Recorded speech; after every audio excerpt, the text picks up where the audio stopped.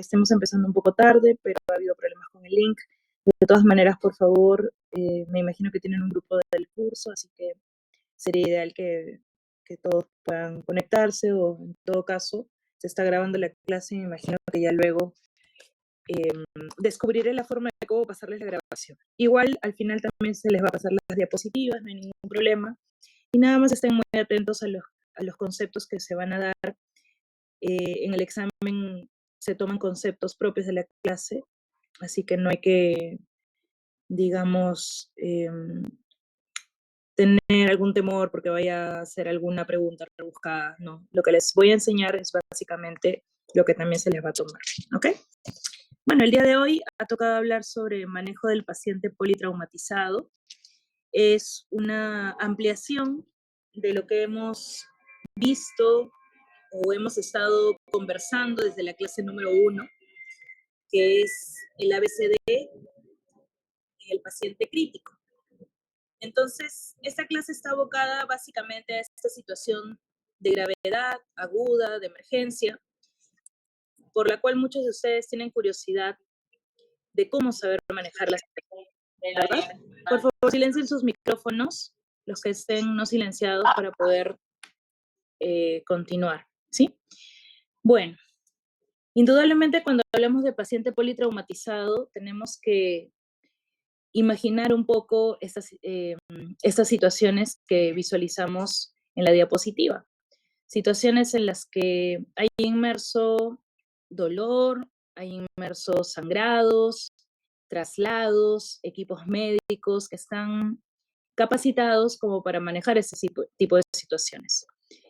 Lo que queremos con esta clase y en este curso es que ustedes tengan una noción muy cercana a lo que podrían enfrentar en cualquiera de estos escenarios. Y sobre todo que puedan captar los conceptos más importantes. No es necesario que alguien se aprenda la guía del ATLS de memoria, porque son como 498 páginas, lo cual es humanamente imposible. Pero no se preocupen porque todo esto va fluyendo a medida que uno lo va viviendo. Y entonces, a más experiencia tengan con atención al paciente, desde ir a una emergencia, hacer práctica hospitalaria, etcétera, van a poder entender cómo es que se maneja a un paciente politraumatizado. Bien, por favor, silencien sus micrófonos, por favor, chicos, porque si no, interfiere un poquito con la clase. A ver, ¿quién está por ahí con el micrófono no silenciado? A ver si no, creo que hay una opción de silenciar. Ahí está. Listo. Ya está. Bueno, y entonces, lo que yo les quiero transmitir hoy día son esos conceptos, ¿no? Conceptos muy puntuales sobre qué hacer en determinadas situaciones. Ahora, nadie está libre de vivir esta situación en realidad, ¿no? Ustedes van a ser internado, van a hacer serum. Cuando uno hace internado, indudablemente la mayor parte del tiempo del internado estás en una emergencia o estás en una hospitalización, y entonces se pueden suscitar situaciones como que puede llegar un paciente que ha sufrido un accidente de tránsito, un paciente que ha caído de una altura considerable, un paciente que ha tenido un atropello, un paciente que ha estado en un incendio, y en el intrahospitalario también suceden accidentes, pacientes que se caen de la cama, pacientes que durante el traslado pueden tener traumatismos, etc. Entonces, es muy importante que ustedes sepan algunos conceptos básicos. Toda la presentación está basada en la guía de la TLS, del Advanced Trauma and Life Support, y obviamente esto se va actualizando cada vez más.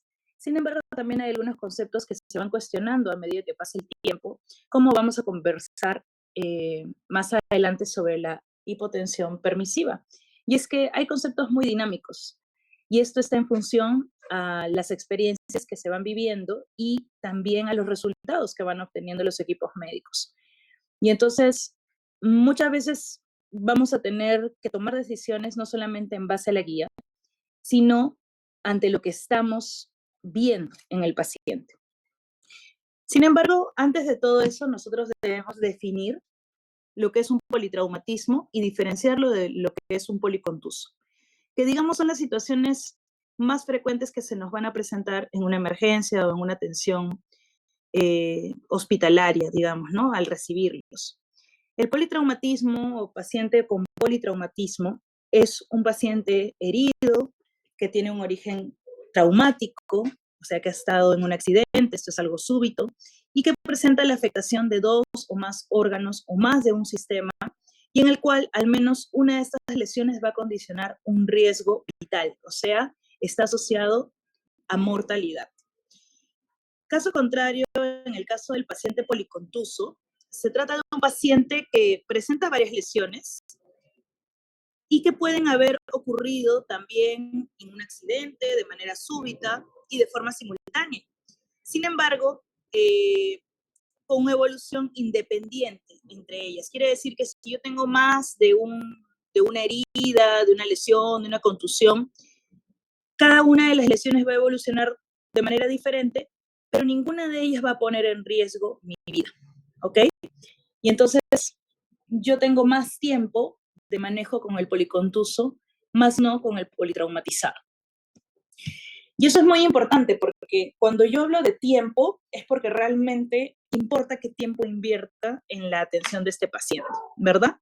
Y cuando uno atiende a un paciente, tiene que trazarse objetivos de atención en todo, no solo en paciente politraumatizado, ¿ok? Aquí los objetivos, basándonos en la atención del paciente con politrauma, debe ser la detección y solución inmediata de los procesos que podrían acabar con la vida del paciente. Y para esto yo tengo que priorizar, que estar muy atento a la anamnesis y el examen físico en la medida de lo posible y tratar de brindarle el tratamiento más inmediato o lo que llamamos inicialmente resucitación al paciente afectado. Y entonces esto se trata de una evaluación sistemática pormenorizada que evite que alguna lesión pueda pasar desapercibida. No quiere decir que la atención del paciente politraumatizado solo deba estar en manos de alguien experto, para nada. Al contrario, cuanto más entrenado el equipo está, obviamente los resultados son mejores, pero también es muy importante que cuando uno empieza a entrenarse en este tipo de atención, simplemente es importante ser detallista. Ser detallista, examinar muy minuciosamente al paciente y sobre todo valerte de las herramientas más inmediatas que tengas a la mano. Y una cosa muy importante es el trabajo en equipo. Uno no puede atender a un paciente politraumatizado de la mejor manera estando solo. Y entonces lo que siempre les pido y lo que siempre les voy a recalcar, incluso en la clase de reanimación cardiopulmonar que les doy casi al final del ciclo, es que hay que pedir ayuda. Ningún éxito de tratamiento se puede lograr solo en este contexto. Las lesiones en este caso del paciente politrauma son multisistémicas. Quiere decir que puede haber más de un sistema afectado y cada una de esas lesiones pueden condicionar un riesgo mayor de muerte. ¿Okay? Si tenemos más de un sistema afectado, obviamente la mortalidad va a incrementar. Entonces, lo primero que hay que hacer es determinar la gravedad del paciente, ¿ok? Y eso lo vamos a hacer clasificándolo, ¿no? Pacientes leves, con lesiones leves, pacientes con lesiones moderadas y pacientes con lesiones severas. Y obviamente la presentación clínica no la puedo definir como tal porque es muy variada, ¿no? Vamos a ir viendo a lo largo de la clase que las lesiones en el paciente politraumatizado pueden, eh, digamos, ser vistas en un primer momento, como también pueden haber lesiones ocultas que no voy a descubrir, sino a medida que yo realice reevaluaciones constantes. Y entonces, para yo entender de pronto la gravedad de la situación, hay ciertos parámetros que a mí me van a indicar que esto definitivamente, por más que no se vea grave, podría ser potencialmente grave y potencialmente mortal para el paciente. Porque incluso, ¿no? De pronto ustedes no han hecho una vivencia de este tipo de cosas al momento, de pronto lo han visto en películas, de pronto lo han visto en algún lado, se los han contado, pero muchas veces los pacientes que sufren accidentes, incluso a veces salen aparentemente caminando, ¿no? Están despiertos, etcétera, pero de pronto al minuto siguiente podrían estar muy inestables. Y eso está condicionado entonces por lo que nos mencionan en este cuadro, que hay factores de riesgo que podrían agravar la lesión multisistémica sin necesidad que yo lo vea inicialmente. Y esto está a nivel del tipo de accidente o a nivel de impacto, las condiciones fisiológicas del paciente, las lesiones que se pueden haber ocasionado y además los antecedentes o factores de riesgo. A la cabeza, obviamente, pacientes ancianos, pacientes gestantes o pacientes con patologías graves preexistentes o condiciones medioambientales extremas son pacientes que están mucho más vulnerables a lesiones graves. Ahora, fuera de eso, el tipo de accidente o el tipo de impacto que se ha suscitado. Pacientes atrapados, pacientes, digamos, que han salido eyectados, disparados del vehículo, caída más de 2 veces la altura del paciente, impactos con gran descarga de energía, etc. Y obviamente, ya viendo propiamente al paciente, debemos valorar con qué funciones vitales lo encuentro y qué lesiones identifico. Entonces, este cuadro es más o menos para que entiendan que el contexto puede agravar de acuerdo a estos factores que menciono. Y ahora, ¿cómo atiendo al paciente? Obviamente, yo voy a llegar al lugar del accidente, voy a llegar al lugar donde me están llamando para la atención, o puede ser también en el intrahospitalario, que hay una tragedia, un incendio, etcétera, un derrumbe. Y lo primero que yo debo hacer, primero que nada, es reconocer la escena. Reconocer la escena implica no solamente identificar a los pacientes, sino también ver que la atención la voy a realizar en un lugar seguro para mí, ¿ok? Como personal de salud. Y eso también no lo deben olvidar. Aparte de pedir por ayuda, pedir más ayuda en tu equipo de atención, tienes que ver que ese lugar, por ejemplo, si estás en un derrumbe, si estás en un incendio, pues no te vas a meter dentro de los escombros o del incendio porque de pronto te puede caer algo a ti y finalmente perdemos un reanimador y ya no podemos ayudar más. Entonces hay que tener mucho cuidado con eso también. Una vez que llegamos al sitio de atención o al sitio inicial para el abordaje, vamos a tener varias etapas, ¿no? La primera etapa se va a dar o se llama eh, como preparación, se denomina preparación. Lo demás es triaje. Luego viene una evaluación primaria, una evaluación secundaria, monitoreo de las medidas de tratamiento y finalmente traslado a cuidados definitivos o poder brindarle cuidados definitivos al paciente. Ahora, esas etapas parecen sencillas y parecen únicas en el tiempo, pero no es así, ¿no? Esas etapas son muy dinámicas y además requieren, sobre todo la evaluación primaria y la evaluación secundaria, constantes reevaluaciones, constantes monitoreo del paciente. Entonces, como bien dice aquí en el borde superior de la diapositiva, tanto el abordaje primario como secundario debo repetirlos de forma constante para identificar cambios que requieran una nueva intervención. No es suficiente con una sola evaluación. ¿Ok? El paciente que puede estar despierto, que podría no estar sangrando externamente, podría estarlo haciendo de forma interna y esto poder cambiar su estado hemodinámico o circulatorio en menos de minutos. ¿Ok? Y entonces es por eso que este abordaje es muy dinámico y hay que estar muy atento. Vamos a ir hablando un poco de las etapas que toca vivir durante la atención de un politrauma. Cuando yo les hablaba de la primera etapa, que es preparación, generalmente está abocada a una fase prehospitalaria, cuando yo no estoy en un contexto, digamos, con herramientas, de pronto estaba yo pasando por ahí, vi un accidente, etc. Entonces, en este contexto, lo más importante es el tiempo.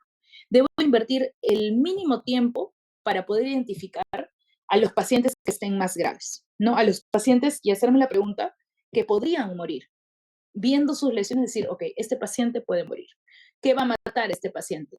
Generalmente en estos accidentes, la incidencia nos dice que la mayor mortalidad se presenta en pacientes que están sangrando y que obviamente van a devenir en una serie de eventos eh, que los van a llevar al shock hemorrágico y a la muerte. Entonces, con esto no les quiero decir que eso sea lo más importante y lo único que yo voy a atender, porque también podrían coexistir pacientes que tienen problemas en la vía aérea, pacientes con estados neurológicos afectados, pero sí les menciono que lo más frecuente es que en los accidentes o en los pacientes politraumatizados, los sangrados sean la prioridad de atención. ¿Ok? Y entonces en una fase prehospitalaria, desde ya, yo voy pensando en mi ABCDE. ¿Ok? En una ABCDE que me permite identificar rápidamente lo que podría matar al paciente y entonces lo que de forma más inmediata requiere mi atención. ¿Ok? Aquí debo ver vía aérea permeable, control de sangrado externo y shock, inmovilización del paciente y traslado a un centro donde yo pueda continuar mi atención con de pronto más herramientas. ¿Ok? También es importante que el equipo que está en la fase prehospitalaria pueda recabar información importante sobre el tiempo que ha estado el paciente en el contexto, el mecanismo del accidente, historia, alguien que vio el accidente y que nos pueda narrar un poco de cómo se suscitó. Y entonces, esto obviamente es un trabajo multidisciplinario entre las personas que van a atender, las personas que van a recabar información y las personas que van a hacer el traslado. Idealmente debería ser un centro hospitalario, pero como estamos en un país donde hacemos servicio rural, también podría ser una posta, también podría ser un centro de salud. Lo importante es que podamos tener el control de las complicaciones. Y entonces, hay varias cosas que a nosotros nos pondrían sobre alerta, ¿no?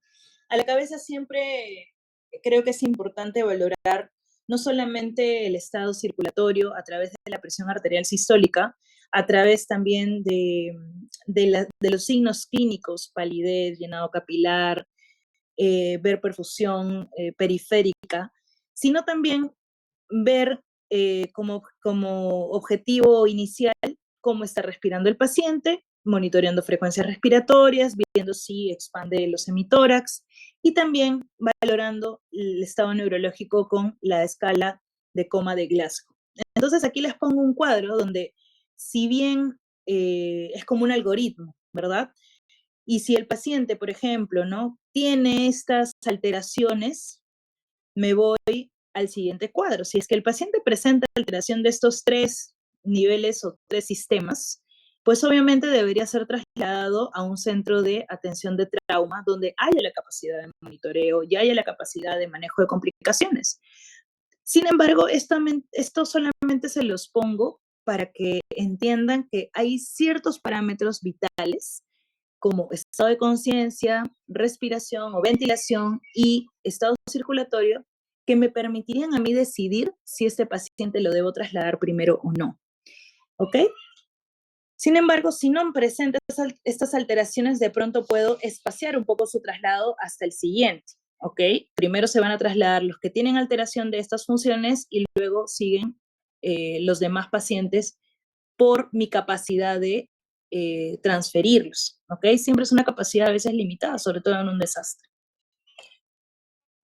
Muy bien, muchas veces esto, como les decía, evoluciona. De pronto, inicialmente yo tenía un cuadro en el cual no tengo alteración ni de la escala de Coma de Glasgow, ni de la presión arterial, porque estaba encima de 90, la sistólica, y tenía una frecuencia respiratoria o una expansión de los hemitórax, o sea, amplexación adecuada, ¿no? Pero de pronto, más allá de eso, podría esto evolucionar al primer paso, ¿ok? Y entonces este paciente se convierte en una prioridad. Ahora, otra de las cosas que también me deben llamar la atención sobre el traslado inmediato es el tipo de lesión. Aquí también hablan de lesiones penetrantes, lesiones que inestabilizan el tórax, fracturas de huesos largos porque están muy relacionados con sangrados extensos, amputación de miembros, parálisis y obviamente fracturas pélvicas, ¿no? Que son lesiones tremendamente alarmantes en relación a sangrados. Y entonces ellos también se convierten en una prioridad, por más que inicialmente a la ectoscopía de pronto los veamos relativamente estables, pero se pueden complicar en cualquier momento. Entonces, este algoritmo nos habla un poco de eso, ¿no? De cuándo priorizar y cuándo no. Cuando ya estamos en una fase hospitalaria, cuando hemos tenido la suerte de poder trasladar al paciente grave a un lugar donde hay un monitoreo, obviamente esa foto es un poco irreal, ¿no? Es una foto netamente de un centro extranjero, pero aquí en el país, al menos la esperanza sería pues llegar a un sitio de que tenga una emergencia, que tenga una sala de trauma shock, que tenga una sala de observación, o un centro de salud que al menos tenga pues para monitoreo, de pronto una sala de operaciones, de pronto un cirujano y que idealmente pues tenga insumos para poder ser usados de manera ilimitada, porque aquí los insumos se usan de manera ilimitada, ¿no? A necesidad. Y entonces, idealmente estas Estos centros deberían tener áreas de resucitación, equipo de manejo de la vía aérea, soluciones cristaloides, equipos de monitoreo y sobre todo un equipo multidisciplinario para poder trabajar con el paciente. ¿Ok? Obviamente también van a haber etapas, van a haber situaciones, perdón, en las que yo traslado a mi paciente a un centro que no tiene todo esto, pero al menos que me permita monitorear de forma momentánea hasta que lo pueda referir a un centro más especializado. Muy bien, la segunda etapa entonces es el triaje y es aquí donde yo también voy a hacer hincapié en la clasificación de los pacientes por su prioridad, por el nivel de injuria, la mortalidad asociada, el nivel de supervivencia y los recursos disponibles. Y entonces aquí muchas veces tenemos también la aplicación de ciertos scores que se usan en emergencia y que obviamente los médicos o el personal de salud que atienden estos centros o en estas salas de emergencia, de pronto los usan con mucha más frecuencia. ¿Y para qué nos sirven? Para poder yo clasificar al paciente, para poder también determinar eh, la mortalidad del mismo y para poder dar una información un poco más cercana a lo que puede pasar a los familiares. ¿Ok? Entonces, traten de usar estas herramientas no solamente porque tengan que llenar un formato, sino porque les va a dar una idea de lo que tienen que informar sobre el pronóstico. El pronóstico es sumamente importante, ¿no? Por más que el paciente se vea bien, se vea estable, esté hablando, etcétera, no quiere decir que el paciente vaya a sobrevivir. Esto va a depender mucho de las lesiones multisistémicas y esto también claramente debemos transmitirlo a los familiares. Porque no basta con decirle, sí, bueno, está bien, está mejorcito, va a estar bien, ¿no? Eso creo que denota una responsabilidad de lo que nosotros hacemos y queremos transmitir. Entonces, siempre pueden haber estas herramientas como los scores que tienen eh, cierta validez, algunos mejores que otras, para determinar pronóstico. No es necesario que se las aprendan de memoria, yo no voy a preguntar scores, esto es netamente para una práctica hospitalaria, para alguien que va a trabajar en una emergencia y que se va a validar de esta herramienta para poder determinar algunos objetivos y dar un mensaje más claro a la familia. ¿Ok? Pero sí se los ponía de ejemplo. Muy bien, en el tercer paso, nos decía la guía de la TLS, es importante ya realizar una evaluación primaria de pronto un poquito más exhaustiva de lo que se realizó en un primer momento de preparación o triaje, donde simplemente hice una visión ectoscópica, identifiqué lesiones que podían matar o generar mayor mortalidad al paciente y determiné si lo podía atender in situ, digamos, del accidente, o si lo debía trasladar rápidamente a un centro mientras realizo resucitaciones. Entonces, la evaluación primaria también consta de un evolucionado ABCDE, ¿ok? Pero aquí la evaluación primaria también implica que yo empiezo a tomar acciones, de pronto acciones un poco más meditadas, en el sentido de que si bien sé que debo hacer, debo debo individualizar un poco mi terapia, ¿no? De acuerdo a lo que voy monitoreando en el paciente. Entonces, esta evaluación primaria consta de una BCDE y además de identificar condiciones de peligro de muerte y tratarlas, ¿ok? Todo en simultáneo. Nuevamente, es solo un recordar el ABCDE que ya hemos visto en la primera clase y que recuerden, no se debe hacer en orden alfabético, que se puede hacer en simultáneo, sobre todo si tengo un equipo multidisciplinario que me apoye, y entonces debería tratar de que sea lo más rápido posible. ¿Por qué? Porque no quiere decir que sea la única evaluación que yo voy a hacer.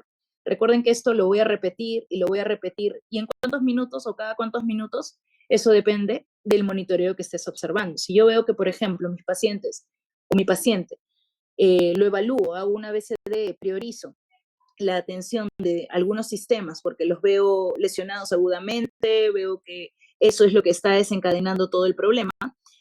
Eh, Luego tengo que ver si yo aplicando las maniobras de resucitación estoy cumpliendo ciertos objetivos. Si yo a pesar de maniobrar con el paciente no logro cumplir mis objetivos porque lo estoy evidenciando en el monitoreo, pues obviamente tengo que seguir haciendo ABCDE. Tengo que reevaluar estos temas porque algo se me está pasando, ¿no? Ahora, El tratamiento es por prioridad, ¿no? Siempre se atiende primero lo que va a comprometer la vida del paciente. Y entonces yo me debo hacer preguntas en ese momento, ¿ok? Y por algo, las lesiones hemorrágicas tienen mayor mortalidad y están asociadas con mayor frecuencia a este tipo de casos o accidentes. Entonces, eh, dado que el abordaje es multidisciplinario y es un abordaje en simultáneo, yo siempre debería priorizar lo que me puede llevar a un estado de circulación inefectiva, ¿ok? Porque claramente la circulación va a, va a generar complicaciones en los otros sistemas que de pronto inicialmente no estaban comprometidos. Pero recuerden, la circulación es la nutrición de todos los sistemas a través del riego sanguíneo, a través del gasto cardíaco. Y entonces, si yo tengo una circulación inefectiva, pues todo lo demás empieza a fracasar. Aquí nada más les describo ciertos aspectos del ABCD que rápidamente deberíamos valorizar. A la cabeza, obviamente, si yo tengo signos de obstrucción de la vía aérea, trataría, ¿ok? No siempre se logra de generar pues la liberación de esta obstrucción. Y no se olviden nunca, y creo que lo hemos visto en práctica con mi grupo, que siempre solemos olvidarnos de la colocación del collarín, ¿ok? Entonces, no se olviden de eso porque es un aspecto sumamente importante y que a veces personas que no están atentas al manejo del paciente politrauma no lo suelen priorizar, pero ¿qué pasa si yo empiezo a manejar todo cual guía? Digo, bueno, la prioridad es la circulación, bueno, la prioridad es desobstruir la vía aérea, y de pronto el paciente tenía una lesión cervical que le generó una lesión medular y lo deja cuadripléjico. Entonces, recuerden que no solamente es que el paciente viva, sino que recupere la calidad de vida más cercana a lo que era previo al accidente. ¿Ok? Ese es nuestro objetivo. Recuperar al paciente incluso hasta su recuperación social. Entonces, a nadie le gustaría que pues te salven la vida y que te dejen con lesiones demasiado importantes. O sea, hay que tratar de hacer lo más impecable el trabajo que se pueda y eso solamente se logra con minuciosidad. Otra de las cosas que yo siempre recalco es en relación a la ventilo-oxigenación, son estos dos términos, que cuando llevemos la práctica vamos a hacer la diferenciación un poco más marcada de lo que es una alteración ventilatoria de una alteración oxigenatoria.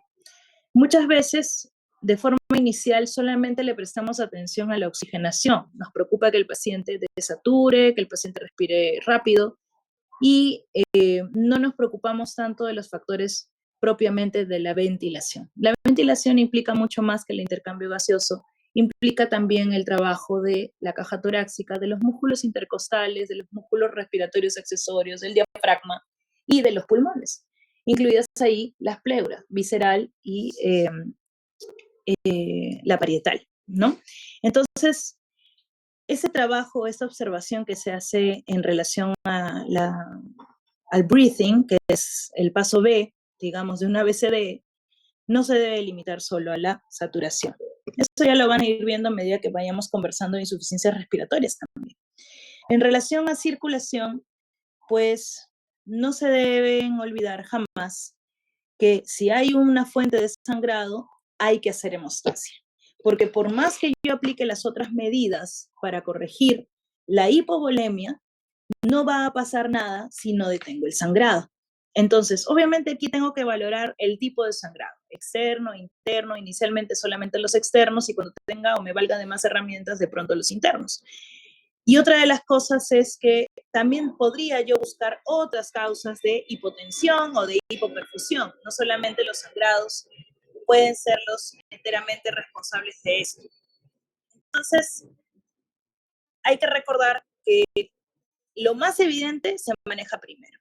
Si yo tengo un paciente que sangra, hay que hacer hemostasia. Si se trata de sangrado por, digamos, mecanismos de fractura en huesos grandes o de repente amputaciones, etcétera, incluso debo llegar al uso del torniquete.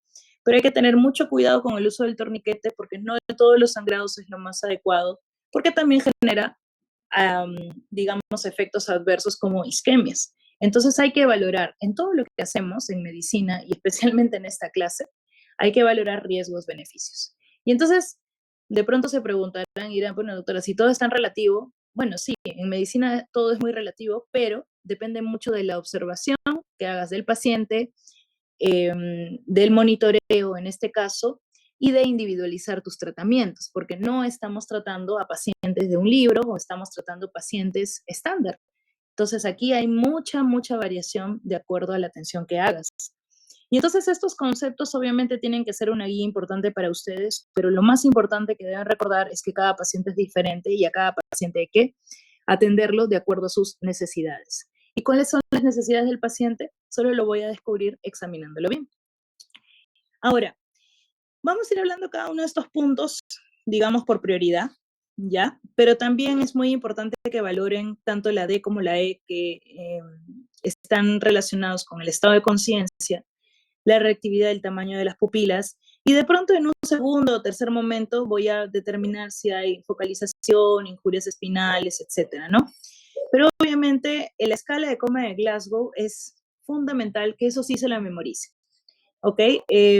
No es aceptable que no se sepa en la escala de coma de Glasgow, porque no solamente la van a aplicar en el politrauma, sino en todo lo que ustedes atiendan, ¿ok? Independientemente de sus especialidades. Siempre Glasgow es una parte fundamental de la descripción de un examen físico. Y por favor, tampoco se olviden de que cuando ya tengan las herramientas necesarias y el paciente de pronto tenga afectado el nivel de conciencia, se tome glicemia y se tome niveles de alcohol o se pregunte por niveles de alcohol, drogas y obviamente estar valorando constantemente Glasgow y pupilas. Y en el paso, digamos, último de este abordaje del ABCDE, no se olviden que si bien uno tiene que exponer totalmente al paciente, también luego debe abrigarlo para evitar la hipotermia. Y eso ahora lo vamos a ver con más detenimiento, ¿ok? Parte de un monitoreo importante y, digamos, continuo implica la toma de signos vitales. Les decía yo en la clase anterior o hace 2 clases atrás cuando hablábamos del ABCD a los alumnos, que, por ejemplo, no basta con que si alguien viene con un paciente politrauma en emergencia y me cuenta que lo encontró así, bueno, y esas eran sus funciones vitales, yo me voy a confiar que esas siguen siendo las funciones vitales. Yo debo siempre reevaluar. Apenas entra el paciente, le tomo nuevas funciones vitales. Eso es sumamente importante. Debo hacer también un monitoreo electrocardiográfico, si es que hay la posibilidad, pulsioximetría, monitoreo de diuresis y les menciono esto al último porque muchas veces no vamos a tener las herramientas para tomar exámenes del laboratorio de pronto, o hacer una gasometría arterial o tomar un lactato. Eso de pronto es sofisticado por algunos lugares y entonces simplemente sí manejar el concepto de que si tengo en la mano estas herramientas me van a poder dar un adicional apoyo para manejo del paciente y para determinar pronósticos, sobre todo con lactato.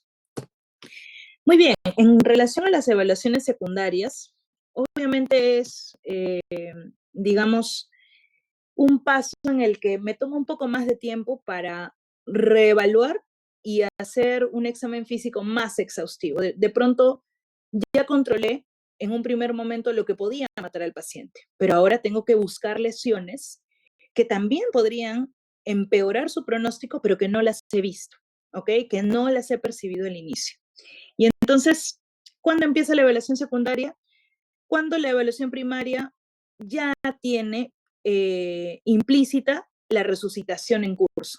O sea, cuando yo ya empecé tratamiento y empezar tratamiento está en base a las lesiones que yo encontré desde el, por ejemplo, lo más simple que es realizar hemostasia a los sitios de sangrado, como también colocación de 2 vías periféricas, número con abocat o con catéter venoso periférico número 18, porque el fluido que va a pasar a través de este catéter es mucho mayor que en comparación a otros. Y obviamente aquí también debo reevaluar y retomar las funciones vitales, ¿no? En esta evaluación secundaria yo puedo ampliar la historia clínica, ampliar la anamnesis, ampliar el examen físico, ampliar aquí ya si es que el paciente tiene alguna comorbilidad, si es que tiene alergias, si toma medicación habitual, sus antecedentes, ¿ok? Acá ya puedo también incluso tomarme un tiempo para llamar a los familiares, para llamar a la RENIEC que lo identifique si es que es un NN, etcétera, ¿no? Y entonces es una etapa en la que podría tomarme un poco más de tiempo. Sin embargo, tampoco es una etapa estacionaria, es una etapa dinámica. Si bien he reevaluado, he resucitado, digamos, he aplicado medidas de resucitación, o sea, tratamientos iniciales, paso a un examen físico más exhaustivo en esta evaluación secundaria, pues sigo reevaluando. Y voy a seguir reevaluando hasta que este paciente, digamos, tenga funciones compensadas o lo pueda pasar o lo pueda trasladar a su tratamiento definitivo, ya sea sala de operaciones, sea un centro de referencial de mayor atención o para poder resolver casos de mayor complejidad o a la unidad de cuidados intensivos. Entonces, recuerden que esto es constante, ¿ok? En este caso también sería importante ya en esta etapa poder valorar el tipo de injuria que ha tenido, ¿no? De pronto, ¿qué le pasó? Ya poder averiguar eso.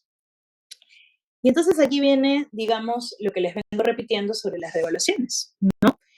Las revaluaciones constantes solo buscan nuevos hallazgos o verificar cómo están evolucionando las lesiones preexistentes o las que identifiqué al inicio, ¿no?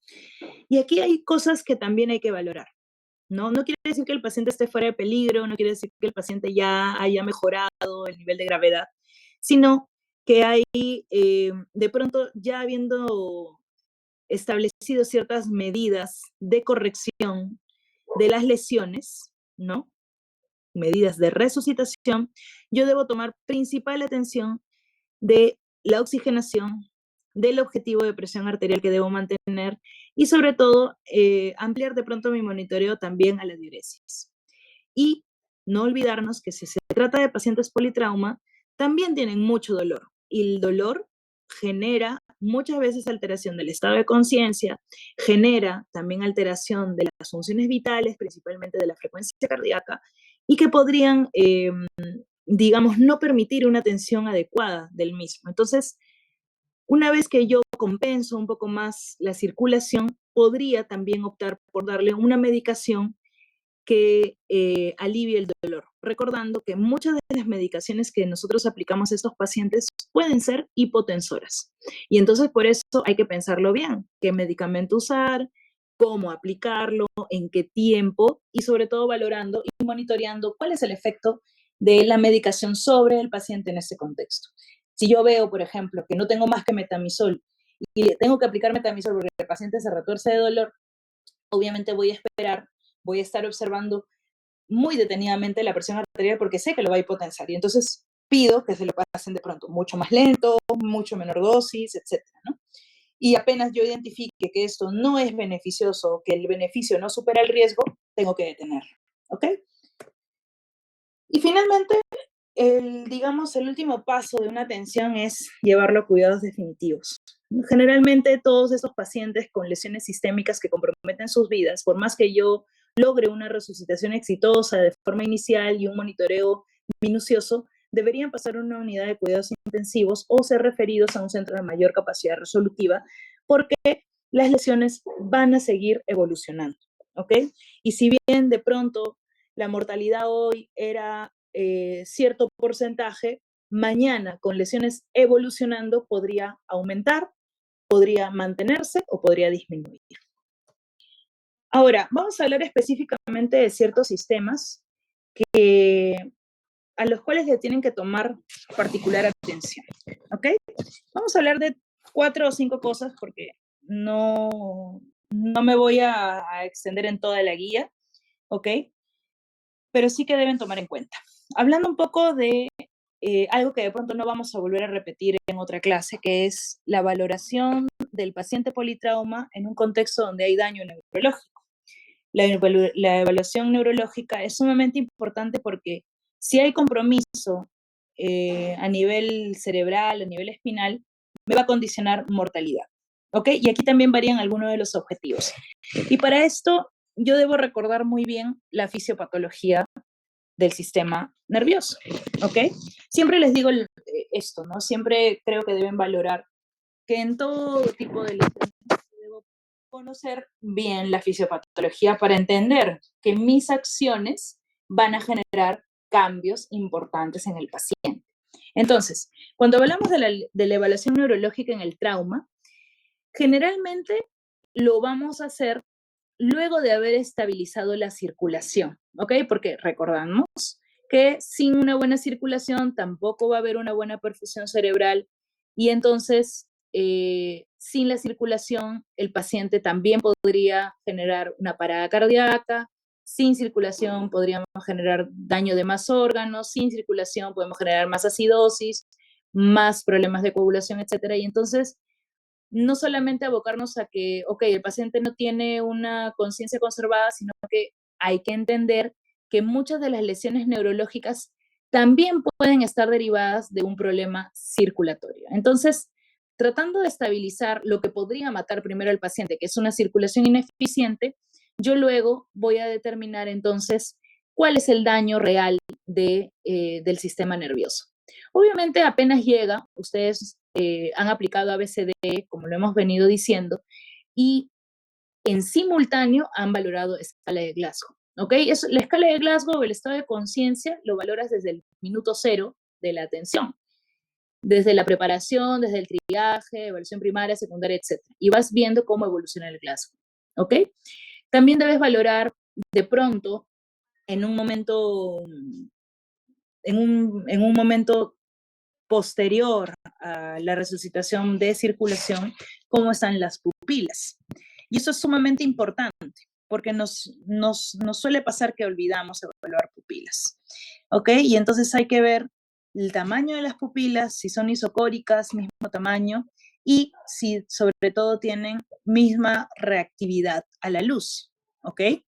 Porque esto nos va a dar, es como una visión externa de lo que está pasando de forma interna en nuestro cerebro. Y no solamente a nivel cognitivo, eso no pasa, a eso no me refiero a nivel de presión intracraneal. Entonces, el miedo mayor en estas lesiones neurológicas es que el paciente tenga un traumatismo que esté generando hipertensión endocraniana. ¿Ok? Obviamente, en otro momento ya de evaluación secundaria determinaré si hay déficit neurológico focal, también debo ampliar exámenes para descartar intoxicaciones, porque de pronto es un paciente con exceso de alcohol o que ha estado drogado, que sufrió este accidente y yo pensar que de pronto todo se debe a la circulación ineficaz, si no es así, sino que también estarían inmersos algunos otros factores que yo eventualmente debo registrar para corregir. ¿Ok? Y entonces también debo ver signos tempranos de herniación uncal, porque esto definitivamente va a llevar a la muerte encefálica del paciente, ¿no? Como es la dilatación pupilar y pérdida de reflejo fotomotor. Por eso les digo que es tan importante evaluar pupilas, no solamente Glasgow. Y evaluar pupilas también implica que debo reevaluarlas, ¿sí? Ahora, en esta tabla que aparece en el lado derecho, para mí, de la diapositiva, voy a establecer algunos objetivos de tratamiento en un paciente que tiene una injuria cerebral o que tiene un probable traumatismo encefalocraniano. Y todo esto tampoco es para que se lo memoricen, pero sí para que tengan en cuenta que cuando yo trato este tipo de pacientes, no solamente me voy a abocar, como en un primer momento, de valor Glasgow pupilas, sino también debo empezar a proteger el cerebro o el sistema nervioso para evitar lesiones secundarias que normalmente se hacen permanentes. ¿Ok?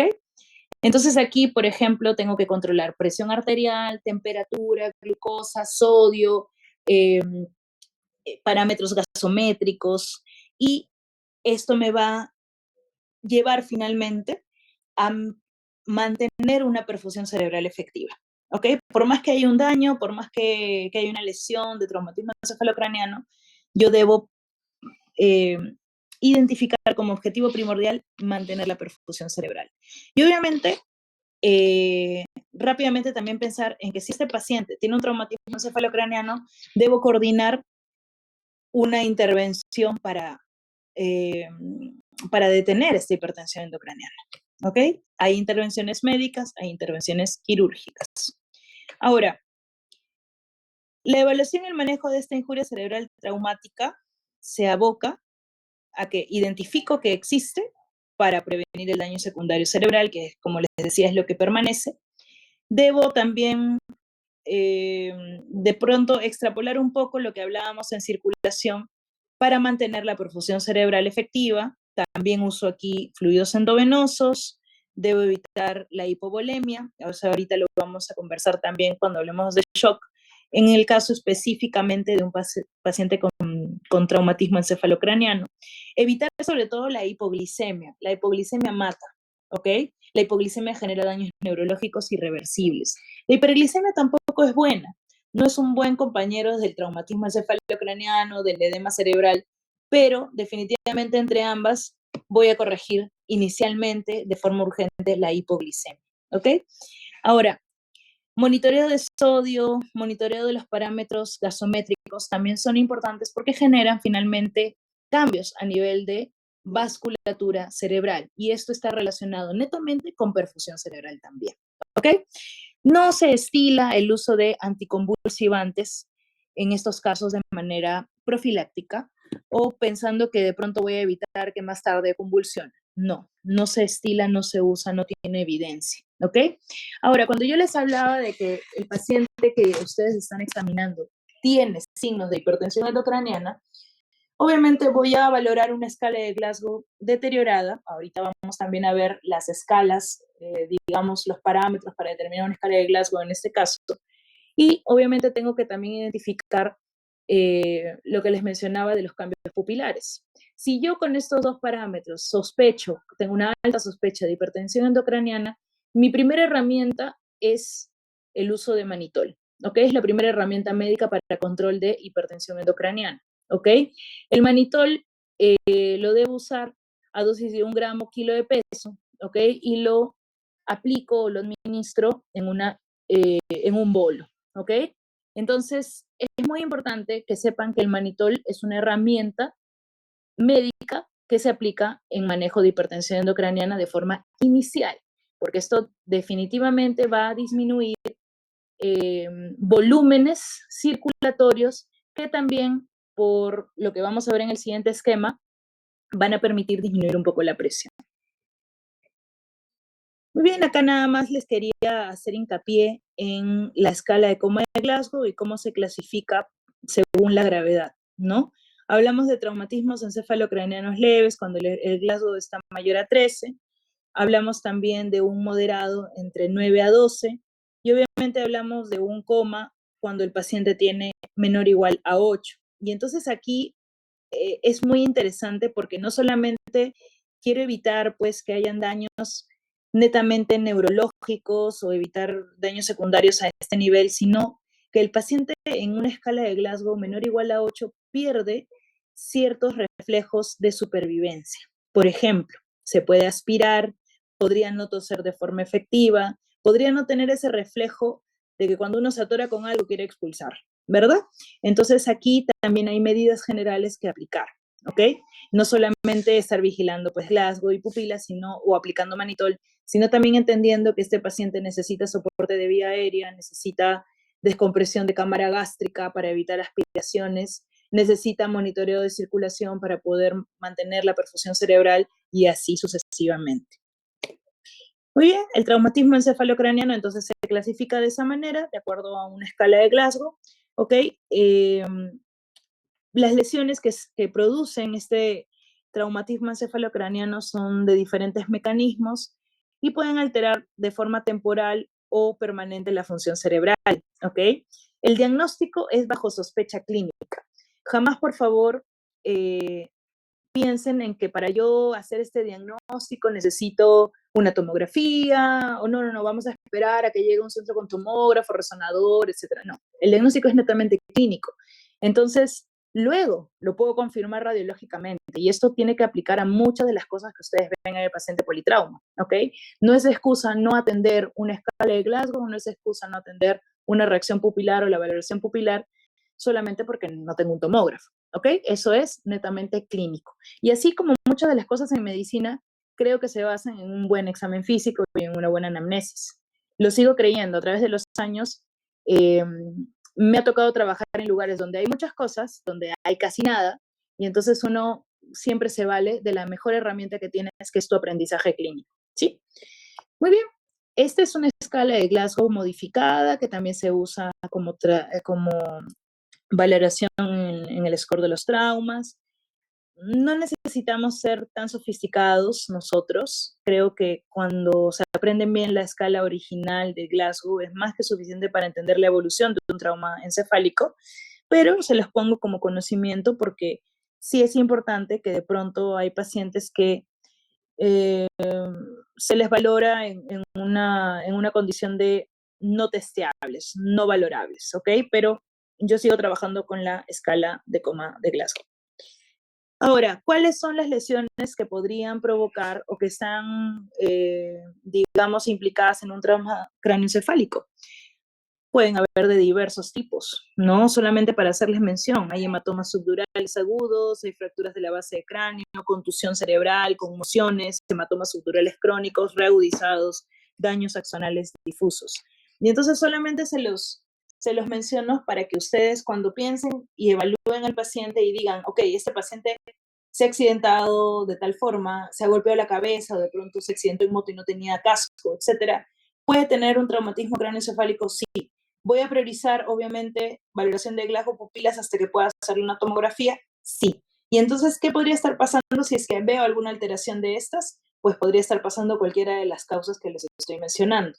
¿Ok? También hay que valorar hemorragias intracerebrales o intraparenquimales, ¿ok? Que también van a modificar la composición cerebral que mantiene una presión o claro, una presión intracraneana adecuada, ¿ok? Pero entonces para eso, solamente un recordar de cómo se define hipertensión endocraniana, ¿no? Con una presión intracerebral mayor de 15 milímetros de mercurio, y eso está determinado por factores que componen nuestro sistema nervioso a este nivel. ¿Qué compone o qué determina el volumen intracraneal? Se compone de volumen parenquimal, de volumen sanguíneo, o sea, de la vasculatura, de lo que circula, y de volumen del líquido cefalorraquídeo, ¿ok? Y entonces, cuando hay un exceso en cualquiera de estos componentes y no hay una compensación orgánica, existe o se da la hipertensión endocraniana, ¿ok? Entonces, aquí es muy importante entender que mucho determina el manejo de la hipertensión endocraniana para la preservación del estado neurológico o evitar lesiones secundarias, el poder mantener la perfusión cerebral también, ¿ok? Y entonces, hay varias fases en un traumatismo cráneoencefálico que genera hipertensión endocraniana, o que a la larga lo genera o digamos, va a evolucionar a ello. Hay una fase inicial de compensación. Recuerden que todo lo que nos ocurre, toda injuria en nuestro organismo va a generar una reacción de alerta y va a generar una reacción de corrección, ¿ok? Por supervivencia. Ese es nuestro instinto. Tratamos de corregir a través de la liberación de catecolaminas, de hormonas contrarreguladoras, etcétera. Y entonces a nivel de sistema nervioso también pasa algo similar. Hay una fase de compensación donde muchos de los componentes alteran sus volúmenes para poder normalizar la presión intracraneal. Sin embargo, después de que estos componentes agotan sus recursos de compensación, pasamos a la fase 2, que es la de descompensación, donde ya hay mecanismos de adaptación que han fallado, la presión intracraneana se sigue incrementando sin posibilidad de que el organismo lo autorregule, alteran la presión de perfusión cerebral, el flujo sanguíneo cerebral y obviamente hay signos clínicos de edema cerebral y complicaciones. Y entonces por eso les decía, ¿no? Muchos pacientes podrían salir aparentemente sin trauma craneoencefálico al simple vista en un accidente, pero yo no sé si, por ejemplo, han hecho hemorragias intracerebrales o fracturas craneanas o hematomas subdurales o epidurales. Y entonces es ahí donde a medida que va evolucionando el sangrado o el aumento de volumen de este componente y mi cuerpo trata de compensarlo, va a llegar un momento en el que se descompensa y ya no hay más mecanismos de adaptación y ves que cae el Glasgow, que varían las pupilas. Entonces, tranquilamente yo no puedo decir que estos pacientes, por el mecanismo de accidente, digamos, no deban llegar a un centro donde se les deba seguir monitoreando. O de pronto, ¿no? Ustedes dicen, ya, bueno, está fuera de peligro, sí, pero no lo vas a mandar a su casa ese mismo día, ¿ok? Tienes que tratar de observarlo en la emergencia, observarlo en salas propiamente donde de pronto no hay un monitoreo constante, pero sí va a estar bajo la supervisión del personal de salud o también puedes llevarlo a una hospitalización. Hay que observarlo un poco más de 24 horas, ¿sí? Muy bien, y entonces esto es básicamente también lo que les mencionaba de la autorregulación del flujo cerebral, ¿no? Pero cuando falla, obviamente se manifiesta la descompensación a través de signos de hipertensión endocraniana que son netamente clínicos. El paciente no solamente puede variar la escala de coma de Glasgow, también varía las pupilas, pero de pronto en el interín, antes de que sucedan estas cosas, el paciente te va a manifestar algún síntoma o signo clínico, como por ejemplo cefalea, náuseas, vómitos o vómitos explosivos, o digamos también dificultad para movilización digamos, de estabilidad de la cabeza, cuello, después de haber obviamente descartado, ¿no? Que de pronto el paciente no tenía un traumatismo que genere una lesión medular. Muchos de estos pacientes ya después, pasadas algunas horas, pueden manifestar algunos de estos síntomas y entonces obviamente te debe hacer sospechar basado en la injuria que ha sufrido que podría haber una lesión cerebral que está en evolución y que en cualquier momento se descompense. Este es un gráfico que me gustó porque básicamente habla de lo que hemos mencionado sobre los mecanismos de compensación, ¿no? Si ustedes ven en el primer esquema, pues tenemos digamos, una presión intracraneal normal, porque hay un componente venoso arterial, que viene a ser el vascular, un componente propiamente de parénquima y el componente de líquido cefalorraquídeo que están en proporciones adecuadas. ¿Qué pasa cuando hay una injuria? ¿No? Empieza la etapa de compensación. Acá ustedes ven en el segundo gráfico un ítem nuevo que está en color púrpura, que es una masa, ¿no? Una masa le llamo yo a cualquier ocupante diferente que aumente el volumen, ¿ok? De la presión intracraneal. Y entonces ahí ya el componente cerebral, el líquido cefalorraquídeo y el componente vascular tienen que variar. Obviamente el componente, si hay un tumor, si hay un sangrado, si hay una lesión como hematomas, etcétera, este cobra un volumen en relación a donde esté ocupando, digamos, el espacio. ¿Y quién empieza a compensar? Tanto el líquido cefalorraquídeo va a drenar mucho más, como también lo vascular va a tratar de compensar este volumen total. Y la etapa de descompensación obviamente se da cuando esta injuria aumenta a tal grado que ya no permite que ninguno de los otros dos componentes compense el estado. Entonces ven los vasitos llenos. ¿Ok? Muy bien, ahora, ¿cuál es el tratamiento de la hipertensión endocraniana? Les decía que inicialmente uno tiene que aplicar, pues, lo que tienes a la mano de forma más inmediata es el manitol. Ojo y mucho cuidado con pacientes que de pronto ustedes identifican que tienen traumatismo encefalocraniano, que está propiciando una hipertensión endocraniana, pero que está en un shock que no corrige. Y entonces, mucho cuidado porque aquí hay que sopesar qué lo mata al paciente. Nuevamente vamos a la respuesta inicial, la circulación inefectiva. Y entonces, ok, ¿le puedo aplicar manitol en un shock que no corrige con nada en ese momento inicial? Pues no. Lamentablemente voy a tener que sopesar el manejo de la circulación, tendré que optimizarlo un poco más para yo poder aplicar manitol porque manitol es hipotensor. Entonces nos vemos a veces en encrucijadas, ¿verdad? Cuando hablamos de manejo de paciente politraumatizado.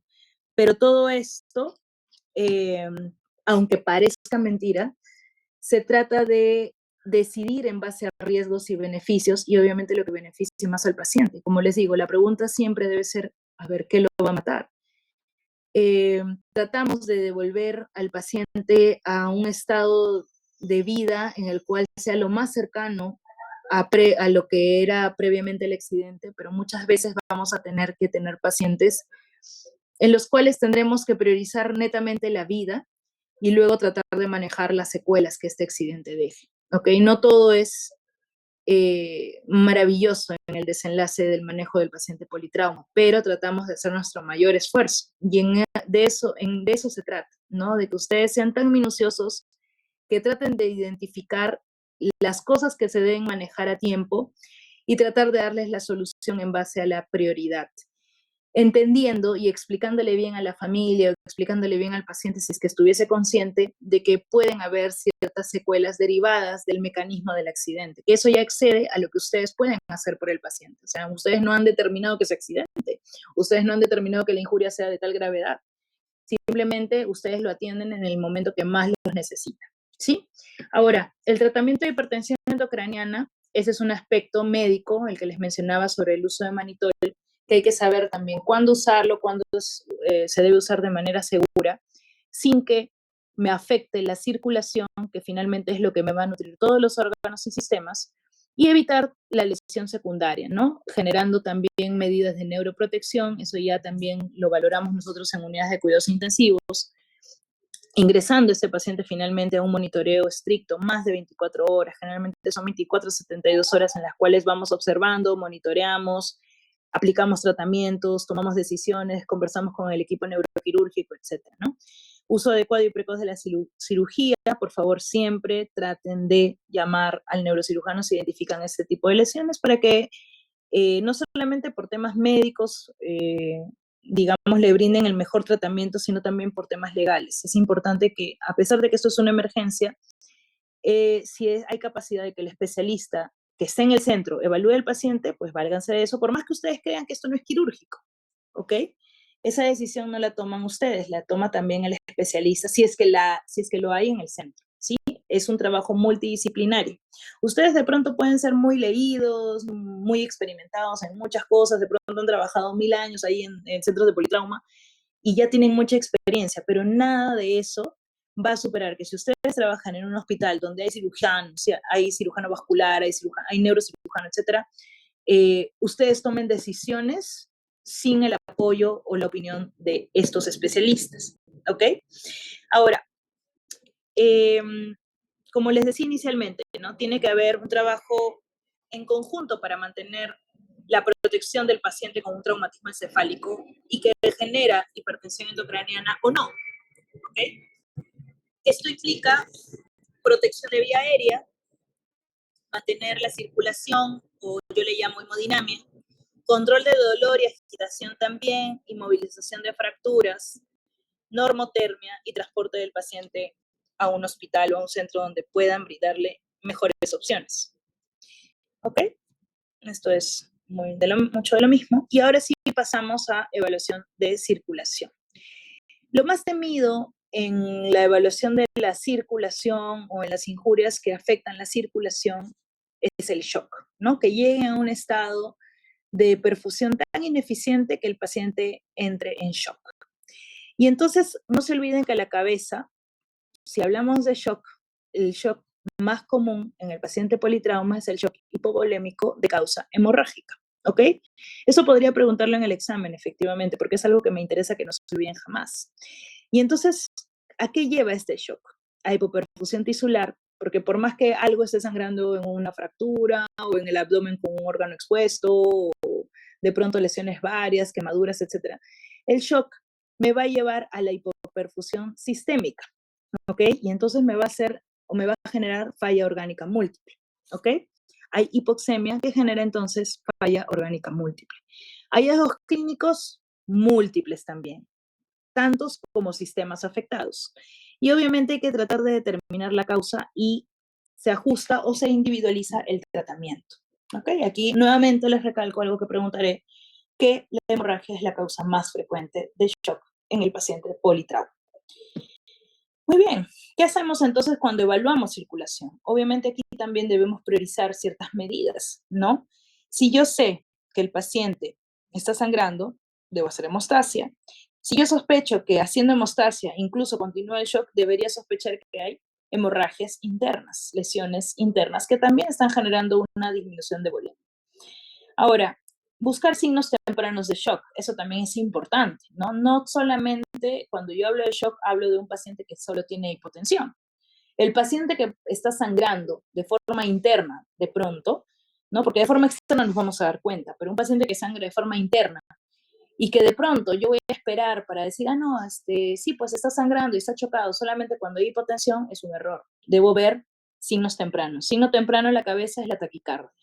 Ningún corazón late muy rápido porque quiere, ¿ok? Eso no es emocional, no está supeditado a ninguna otra cosa más que a gasto cardíaco en estos casos, en este contexto. Obviamente sí hay liberación de catecolaminas que inicialmente pueden acelerar el corazón, pero no es una respuesta que se mantenga si yo estoy haciendo un examen físico exhaustivo y al que se van a unar una serie de detalles clínicos más. Entonces, signos tempranos de shock, no se olviden, taquicardia y hay vasoconstricción cutánea, ¿ok? Distal, periférica, hay frialdad en los deditos, hay frialdad en los pies y hay llenado capilar ineficiente, ¿ok? Presión arterial, la presión arterial sistólica va a caer cuando existe el 30% de la pérdida sanguínea. ¿Qué quiere decir? Que antes de eso, yo ya tengo un paciente que tiene circulación comprometida, pero debo ver los signos tempranos, ¿ok?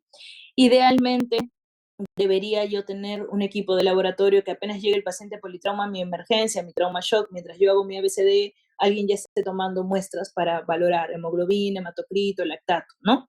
No siempre es lo que ocurre, pero sería lo ideal, que ustedes puedan obtener las muestras lo más temprano. Pero a ver, si no pueden, ustedes tienen que seguir manejando clínicamente al paciente, dependiendo de la situación y del lugar en el que se encuentre. No se debe retrasar porque de pronto no llegó laboratorio, etcétera, la resucitación del paciente. Se identifica un problema de circulación que va a llevar al shock al paciente, obviamente tengo que manejar ese problema de circulación a través de la hemostasia y a través de la fluidoterapia de forma inicial.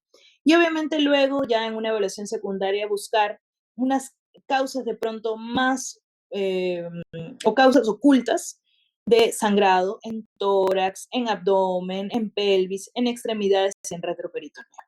¿Ok? Ahora, también hay otros componentes que podrían empeorar el estado de shock. Por ejemplo, ¿no? Componentes cardiogénicos, pacientes que ya tienen de pronto antecedentes de insuficiencia cardíaca y que ante una injuria como esta, un corazón que ya está previamente dañado entra en estrés y entra en estrés y tal vez no tiene capacidad de compensar inicialmente este problema.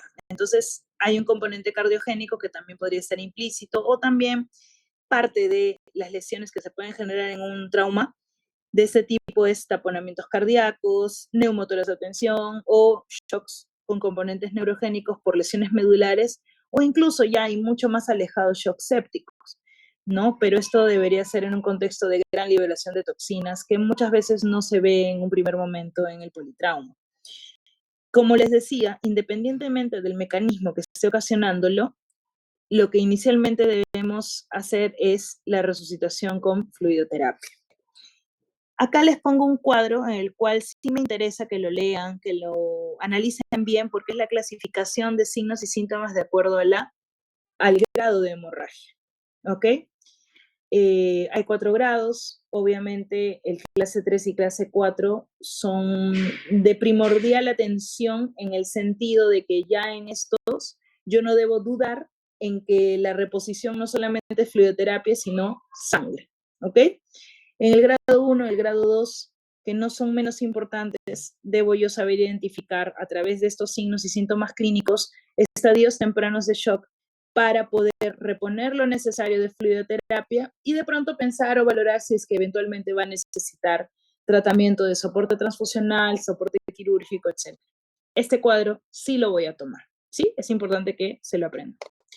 Muy bien, ahora, en el manejo del shock, nada que no hayan escuchado hasta el momento, detener el sangrado, y lo repito tantas veces porque en verdad me interesa que eso sea una prioridad para ustedes. Y la fluidoterapia. Ahora, aquí hay algunas cosas que deberíamos marcar como objetivos en relación al contexto de pérdida sanguínea. ¿no? O en relación al contexto de hipoperfusión orgánica. Obviamente, a mí no solamente me interesa que a los órganos llegue sangre por llegar, ¿no? Sino me interesa que esta sangre va a transportar oxígeno. Y entonces muchas veces voy a tener pacientes politrauma que de pronto no tienen afectada la vía aérea, que de pronto están ventilando adecuadamente y que de pronto por shock o por circulación ineficiente empiezan a tener manifestaciones respiratorias sin tener una lesión propiamente en tórax.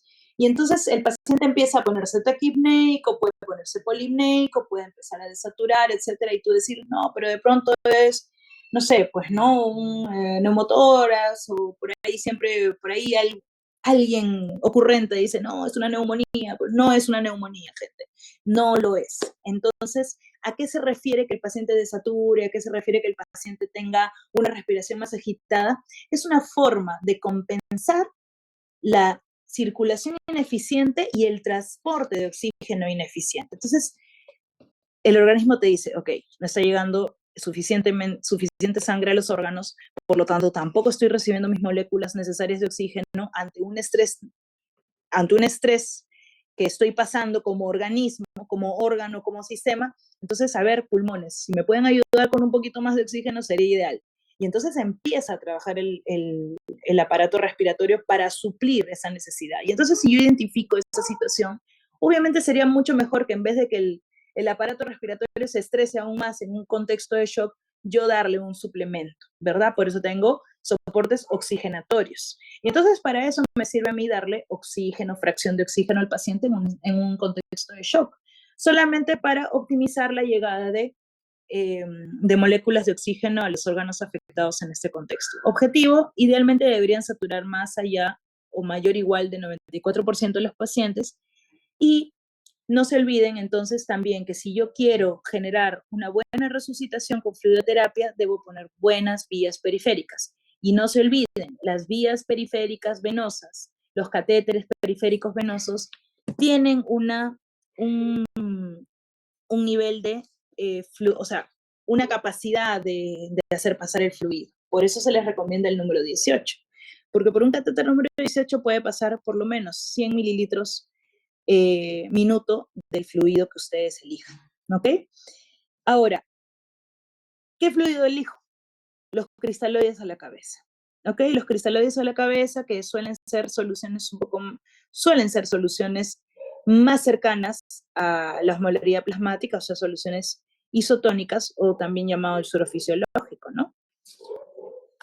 Muy bien, entonces les decía, ¿cuánto vamos a usar de los cristaloides? Esa también es una pregunta importante, ¿no? Normalmente esto se supedita a varios aspectos, ¿no? El primero es la pérdida que estoy evidenciando en el paciente, ¿ok? Lo segundo es ver si tiene algunas comorbilidades que me contraindiquen que yo le pase fluidoterapia tan rápido, ¿ok? Porque así como ustedes quieren buscar el bienestar de este paciente, la fluidoterapia, o sea, el cloruro de sodio o el suero fisiológico también tiene efectos adversos, ¿ok? Entonces, no es tan sencillo como decir, ah, ya, bueno, pásale pues 2 litros, 3 litros, no, no, se empieza de forma prudente y luego uno detiene o amplía el tratamiento de acuerdo a lo que observa clínicamente. Y entonces para eso yo debo haber identificado mis signos de shock clínicos. Porque yo estoy empezando a administrar 1 litro de suero. Obviamente no lo voy a administrar pues en un minuto, ¿no? Entonces lo coloco, le digo a la enfermera que por favor me apoye, le coloque el suero a través de la vía del catéter venoso periférico. Y entonces voy a empezar a administrarlo a una velocidad de acuerdo a lo que yo he valorado inicialmente como pérdida, pero digo, este paciente empezó, por ejemplo, con 150 de frecuencia, empezó con 60-40 de presión, llenado capilar, no sé, de 6 segundos, estaba pálido, estaba frío, etc. Por ahí que de pronto le paso 200 cc de ese litro y con eso la presión sube, porque obviamente ya detuve la hemorragia, la hemostasia la he hecho como primer paso. Lo segundo entonces es que a través de mi fluidoterapia debe acompañarme el monitoreo constante de estos signos clínicos y de los signos vitales. Yo veo que mi presión mejora, ¿ok? De pronto ya no es 60-40, es 80-50. Ah, perfecto. Ya no está taquicárdico, está en 101, con 200 cc de cloruro. ¿ok? Y de pronto ya empezó a tener más perfusión periférica. Ah, perfecto. O de pronto también empieza a despertar, o de pronto empiezo a ver diuresis por la sonda Foley. Entonces esos son parámetros que a mí me van a decir, ok, ha respondido a 200 mililitros, podrías disminuir un poco la velocidad de infusión. ¿Por qué? Porque recuerden que de los cristaloides solo se queda 25% de forma efectiva en el intravascular. Lo demás se va a ir al intersticio o va a formar terceros espacios que pueden generar finalmente un problema mayor al paciente, aunque no lo crean. Entonces, esto está muy supeditado a la evolución clínica. Si yo voy viendo que mi paciente va mejorando ciertos parámetros, puedo bajar un poco la velocidad de infusión sin necesidad de detenerlo, ¿ok? Pero bajo la velocidad para que no sea tan agresivo el tratamiento. Y obviamente eso está supeditado a las pérdidas. Si yo veo, por ejemplo, que a pesar de los 200, a pesar de que hice hemostasia y le pasé la fluidoterapia 200, 300, 400 mililitros, veo que sigue bajando la presión, ok, acá debo sospechar que hay un sangrado interno o que hay otro mecanismo de shock que no me está permitiendo mejorar. Y entonces todo eso lo determino a través de la clínica. Muy bien, el volumen total administrado se basa entonces en la reevaluación y la evolución clínica del paciente. Busco también signos de sangrado e hipoperfusión, tanto externos como internos, y debo reponer debo entender, perdón, que la reposición con fluidoterapia no me va a corregir el problema. Si yo tengo un paciente que ha sangrado, la fluidoterapia no es el reemplazo de sangre, es solo un soporte de resucitación. ¿Qué me va a reponer finalmente o qué me va a solucionar el problema? Darle sangre.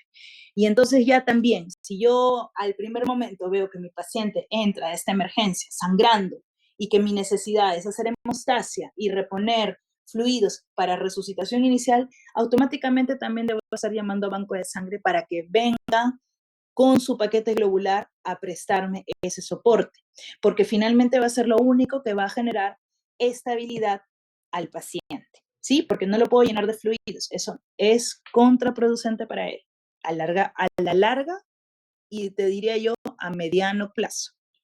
Muy bien, el aumento de presión arterial también puede empeorar los sangrados y aumentar los daños. Sí, efectivamente eso lo vamos a ver por acá, cuando hablemos de hipotensión permisiva. Muy bien, no se olviden, en un estado de shock se monitorizan las funciones vitales, eh, obviamente no se olviden tampoco de que cuando yo hablo de hipoperfusión orgánica, hay órganos un poquito más sensibles que otros a hipoperfusión. Por ejemplo, el riñón, y es por eso que yo monitorizo riñón, ¿ok? Eso es muy importante, ¿ya? Muy bien, ahora, cuando hablamos de shock hemorrágico, nosotros, sabiendo que es la causa más importante, digamos, de los daños ocasionados en un paciente por trauma, al yo identificarlo, no solamente debo diagnosticarlo, sino ya tratarlo en simultáneo. Debo detener los sangrados, reponemos volúmenes, ya lo hemos visto. Vamos a monitorear signos vitales, débito urinario, estado de conciencia, porque son los órganos, digamos, más sensibles a la hipoperfusión o a la disminución del gasto cardíaco, porque recuerden que más o menos un 20-25% del gasto cardíaco va al riñón y un porcentaje muy similar va al cerebro. Entonces, obviamente se convierten en órganos sumamente sensibles. También debo priorizar, por lo que les expliqué, de ventiloxigenación, el objetivo de saturación. 94 mayor o igual a 94%, en este caso les he puesto 95 para que quede muy claro. Y siempre debo seguir monitoreando el control de hemostasia, porque puede que yo haya puesto de pronto un torniquete o puede que haya puesto gasas, vendas, etcétera, y esto se esté llenando de sangre y debo cambiar, ¿ok? O debo generar de repente una ayuda adicional para que alguien haga la compresión de la herida que está sangrando de forma activa, ¿ok? En estos casos también hay que evitar la hipotermia. ¿Por qué? Porque la hipotermia va a conllevar a coagulopatía y más acidosis metabólica, lo cual no me ayuda porque estos dos signos, ¿ok? Son parte de la triada de la muerte en, en el paciente con politraumatismo, ¿ok? Ahora, también se recomienda el uso de sondas digestivas, puede ser nasogástrica, orogástrica, excepto si el paciente tiene traumatismo a este nivel, no lo voy a colocar, pero muchas veces hay que entender que la cámara gástrica se dilata y esto también puede generar cierta presión adicional sobre la cavidad torácica, sobre las estructuras cardíacas y podrían generar o aumentar el estado de hipotensión e incluso generar bradicardias. Ahora, no se olviden nunca, por favor, que parte del manejo del shock y parte del monitoreo es la colocación de sondas urinarias. También esta colocación de sondas urinarias me puede dar una evidencia de que hay daño a nivel de la vía urinaria con hematuria, ¿no? Y también voy a ver el grado de perfusión renal, ¿no? Si el paciente orina ante mi tratamiento, pues quiere decir que magnífico porque mi fluidoterapia está perfundiendo el riñón, ¿ok? El objetivo de todo esto finalmente es restaurar la perfusión orgánica, ¿ok? ¿A qué nivel encuentro eso? No lo puedo generalizar. Es individual. De pronto yo, ante lo que me ha ocurrido, y ante, digamos, mis comorbilidades, mi peso, mis lesiones, etcétera, me recupero con 500 mililitros de fluidoterapia hasta que espero mi sangre, y porque ustedes ya detuvieron la hemorragia, etcétera, hicieron hemostasis. Pero de pronto un anciano lo haría con 200, de pronto un niño lo haría con 300, de pronto un adolescente lo haría con un volumen diferente. Entonces, eso es muy individual, ¿ok? Ahora, eh, vamos a hablar un poco de hipotensión permisiva, ¿ok? La hipotensión permisiva es un término que si alguno de ustedes ya ha revisado guías de politrauma o guías de atención del paciente politraumatizado, es un término que se repite como objetivo de tratamiento, sí, que tiene algunas contraindicaciones también y que últimamente no, tal vez ya tiene muchos años de ser discutido en estudios o en múltiples estudios porque no se puede generalizar este objetivo a todos los pacientes, pero tiene una explicación, ¿ok? Cuando yo hablo de hipotensión permisiva, hay que entender que si yo, bajo el principio de que el paciente está perdiendo volumen, volemia, por sangrado, ¿no? Y lo que quiero en mi ímpetu de ayudarlo, le hago una reanimación excesiva, podría provocar aumento más bien del gasto cardíaco, podría aumentar en este contexto que le doy demasiada fluidoterapia, más bien un aumento de la presión arterial inicialmente, de la presión arterial media, y esto a la vez, por efecto de aumento de gasto cardíaco, o sea, por aumento de precargas, podría reducir la vasoconstricción periférica que me está ayudando también a hacer hemostasia de los sangrados externos. Y entonces al final causar más sangrado. ¿Ok? Entonces es muy importante que todas estas medidas de resucitación sean bien pensadas, bien observadas y todo a través de la clínica. Puede generar también un exceso de fluidoterapia, coagulopatía por dilución. Y aquí se habla mucho del estallido del coágulo, ¿no?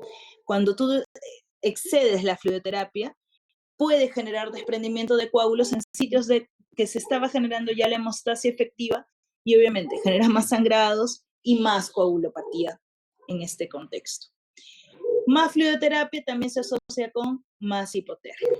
Y entonces, más fluidoterapia puede asociarse también con creación de terceros espacios y finalmente derivar en un síndrome compartimental abdominal si es que también hay afección de órganos abdominales. Finalmente, todo el exceso de fluidoterapia te genera falla orgánica múltiple. Entonces, por eso hay que tener mucho cuidado con lo que te dicen algunas guías.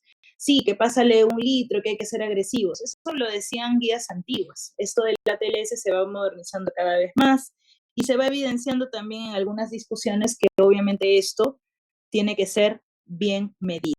¿Ok? Ahora, ¿cuándo yo no puedo aplicar hipotensión permisiva? Y vamos a entender primero cuál es el concepto de hipotensión permisiva. El concepto general es que yo mantengo una presión arterial sistólica entre 80 y máximo 90 milímetros de mercurio. ¿Ok? Una presión arterial media, si lo quieren manejar en el contexto de presión arterial media, de 50 milímetros de mercurio. ¿Ok? Eso es en el general. ¿Ok? Incluso te dicen que hipotensión permisiva en un paciente que ha tenido un traumatismo penetrante, o sea, que lo ha acuchillado, que tiene ahí el objeto punzocortante, etcétera, pero que no tiene traumatismo encefalocraniano ni trauma cerrado, o sea, ¿qué quiere decir? Que haya hemorragias internas que yo no haya podido evidenciar. Aquí en este paciente yo puedo permitirme incluso una presión arterial sistólica de 60 hasta 70 milímetros de mercurio sin duda, ¿ok? O sea, si yo tengo un trauma penetrante, paciente que lo han acuchillado y viene con su objeto punzocortante de la emergencia, ¿no? Pasa, pasa que llegan con su cuchillo ahí, bien instalado. Obviamente lo primero que yo debo hacer no solamente es aplicar todo este ABCD, sino no retirar el cuchillo, que es una herramienta de hemostasia en este caso, una vez que ha generado el trauma penetrante. También debería permitir en este paciente una hipotensión permisiva, ¿ok? Pero ¿en dónde viene la controversia de la hipotensión permisiva? Precisamente en pacientes que de pronto tienen traumatismo encefalocraniano o sospecha clínica del mismo. ¿Por qué? Porque así como nosotros queremos evitar, digamos, falla orgánica múltiple, digamos, por exceso de fluidoterapia, o queremos evitar que hayan daños secundarios en un traumatismo encefalocraniano, el hecho de que yo genere hipotensión permisiva en un paciente que quiero más bien asegurarme mi perfusión cerebral, podría ser muy perjudicial. Entonces, en pacientes que tienen trauma cráneoencefálico o alta sospecha clínica de lesión medular, yo puedo individualizar esta perfusión o digamos, esta hipotensión permisiva y no ser tan estricta como los parámetros que ustedes ven en el círculo amarillo. ¿Ok? ¿Y esto de qué depende? Entonces, ¿de qué depende, doctora? Depende de la observación que yo haga del paciente. Si yo, por ejemplo, estoy viendo que el paciente tenía una herida sangrante, le he hecho la hemostasia, pero también examino, ok, revalúo y veo que tiene hipertensión endocraniana, pues ya sabiendo eso, yo voy a elevar mi objetivo de presión arterial sistólica hasta aproximadamente 100. En algunos casos, hasta 110. No es un valor estándar, pero va a depender de lo que yo objetivice como perfusión tisular. ¿Ok?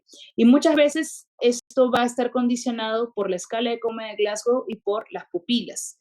Entonces, si yo, por ejemplo, veo que hay un trauma craneoencefálico, sospecho de él, el paciente tenía caída de Glasgow, pero estoy tratando de mantener la perfusión cerebral, obviamente optimizar mi perfusión cerebral en un estado de circulación ineficiente va a permitir, por ejemplo, que haya una ligera mejoría del Glasgow, ¿ok? O de pronto mayor reactividad del paciente. Entonces, son signos clínicos que por eso se deben reevaluar constantemente ante la fluidoterapia. Y en este caso, el objetivo de hipoperfusión, de hipotensión permisiva cambia un poco. Tampoco se puede estandarizar la hipotensión permisiva en pacientes ancianos con hipertensión de base.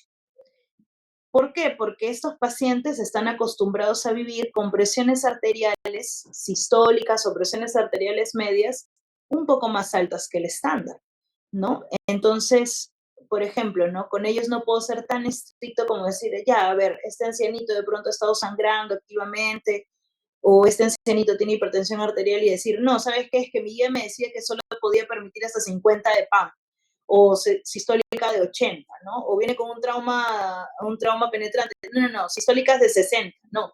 Con ellos, más bien yo debo observar tan minuciosamente los signos clínicos que veo, que si veo, por ejemplo, que tienen una presión arterial sistólica de 80 y todavía hay signos clínicos de hipoperfusión como llenado capilar prolongado, hipotensión, taquicardia, trastorno del sensorio, diuresis inefectiva, lo subo un poco más mi objetivo, ok, de pronto debo llegar a esas sistólicas de 90, de 100, y entonces ahí es donde yo empiezo a valorar que si con esa sistólica el paciente empieza a despertar, empieza a orinar, eh, digamos, empieza a respirar mejor, mejora un poco la presión, mejora la taquicardia, ok, ese era su objetivo para perfundir. Y entonces finalmente uno tiene que pensar que más allá del concepto de hipotensión permisiva, lo que debo asegurar es la perfusión orgánica. ¿Y cómo veo si mi perfusión orgánica mejora?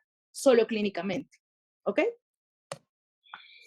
Ahora, también en estos casos se debe aplicar protocolos de transfusión masiva, que es algo que van a observar con frecuencia. Obviamente se está hablando de un paciente que sangra de forma importante, y esto de importante también es individualizar lo que estoy viendo que sangra y de pronto los signos vitales y cómo se comporta la perfusión orgánica clínicamente para yo decir, ok, sigue sangrando. ¿verdad? A pesar de mi resucitación.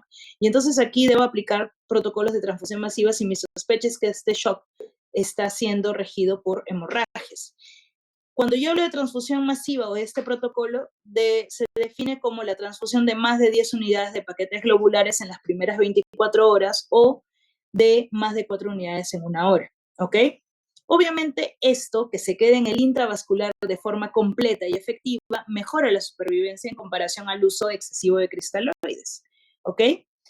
Y por si acaso nada más, muchas veces veo que ante las transfusiones uno coloca calcio, sí, bueno, en estos casos no es necesario reponer calcio, tampoco de forma importante, solamente porque estoy transfundiendo, porque esto se debe hacer solamente si yo veo que el calcio que mido, okay, a nivel de laboratorio está reducido. Entonces lo repongo a necesidad. No está implícito la reposición, o sea, el protocolo de transfusión masiva asociado a reposición de calcio, por si acaso. Es un contexto diferente. Muy bien, vamos a ir terminando. Es una clase larga, pero ya más o menos están llevando los conceptos principales. Ahora vamos a hablar del trauma torácico. En el trauma torácico hay múltiples causas. Así como estructuras hay en el tórax, hay estructuras que se pueden dañar en un accidente. Ahora, ¿son una causa significativa de mortalidad? Definitivamente, porque el tórax tiene o alberga vasos sanguíneos sumamente importantes para la vida y que si se dañan, obviamente pueden generar shock hemorrágico y esto llevar a la muerte del paciente. Ahora, solo 15 al 30% de traumas torácicos penetrantes requieren cirugía. ¿Ya? Y esta clasificación de trauma torácico puede darse en traumas torácicos penetrantes o no penetrantes, o también llamados abiertos o cerrados, ¿sí? Dentro de los mecanismos que se genera en un trauma torácico hay hematomas, hay contusiones, también puede haber colapsos alveolares porque hay daño a nivel del parénquima y este daño a nivel de parénquima pulmonar también va a ir evolucionando en el tiempo, no se ve inmediatamente en la placa, en la radiografía de tórax, no es que yo vea allá en la hora 1 ya veo lesiones pulmonares. No, esto incluso puede aparecer en la hora 48, en la hora 72, de acuerdo a cómo vaya evolucionando los factores inflamatorios a ese nivel por la injuria. También pueden haber neumotórax, no solamente neumotórax abiertos, cerrados, sino que generen neumotórax a tensión, que es una emergencia a ser tratada. Y obviamente, de forma final, cualquiera de estos mecanismos me va a generar hipoxia y acidosis metabólica. Ahora, obviamente la respuesta natural es tratar de compensar la acidosis metabólica y la hipoxia a través de mecanismos de ventilación efectiva. Por ejemplo, eh, tratar de variar los niveles de CO2, ¿no? Porque de acuerdo a la ventilación van a variar mis niveles de CO2. Muchas veces estos pacientes, por ineficiencia en mecanismos ventilatorios netamente, más bien generan hipercapnias al inicio, acidosis respiratorias, y esto solamente denota una ventilación inadecuada, que también debo buscar que compensar. Muy bien, el objetivo inicial siempre va a ser corregir la hipoxia, ¿ok? Un mecanismo muy similar a lo que les he explicado en el shock. Si no hay oxígeno, tampoco hay una buena perfusión, vamos a llamarle perfusión, pero en realidad es llegada de moléculas de oxígeno para que los órganos puedan seguir su funcionamiento. Así como sangre necesitan moléculas de oxígeno. Y entonces en este caso hay que proteger vía aérea. Muchas veces se va a dar la posibilidad de intubar al paciente, pero recuerden que no es imperativo en ese momento, porque lo más importante es que si yo puedo darle un soporte ventilo-oxigenatorio a través de otro dispositivo, por ejemplo, máscara laríngea, al paciente, sobre todo ante sospecha de trauma cervical, va a ser igual de efectivo porque eventualmente voy a proteger también lesiones medulares. Lo importante es que le dé el tratamiento, no simplemente pensar, ya bueno, ventila mal, voy a ponerle un tubo. No es automático, ¿sí? Hay que pensar en los riesgos y beneficios que da la intubación en estos casos. Importante también mantener una circulación efectiva y obviamente identificar y corregir la causa. Otras causas que no he mencionado al momento, pero que también están involucradas en trauma torácico: taponamiento cardíaco, parada cardíaca secundaria al trauma, por hipoxia severa, neumotórax de tensión, hipovolemia severa, taponamientos, herniación cardíaca, contusión miocárdica severa. También puede generarse contusiones pulmonares, disrupción de la aorta, injuria traumática del diafragma o rupturas esofágicas. Esto algunos ejemplos como para que me entiendan que no solamente es que se dañe el pulmón, sino hay otras estructuras que incluso pueden derivar a la muerte del paciente. Muy bien, esto también me parece un cuadro sumamente importante porque clínicamente me va a ayudar a diferenciar el neumotórax de un neumotórax masivo. Y es que, perdón, el neumotórax atención de un neumotórax masivo. ¿Por qué? Porque generalmente son las dos causas más frecuentes de un trauma torácico. Y entonces son las dos causas que yo debería descartar desde el inicio para no preocuparme tanto, ¿ok? Porque son las más frecuentes y llevan a la muerte del paciente. Entonces este cuadro también lo voy a tomar porque me interesa que sepan diferenciar clínicamente un neumotórax, atención, de un neumotórax masivo.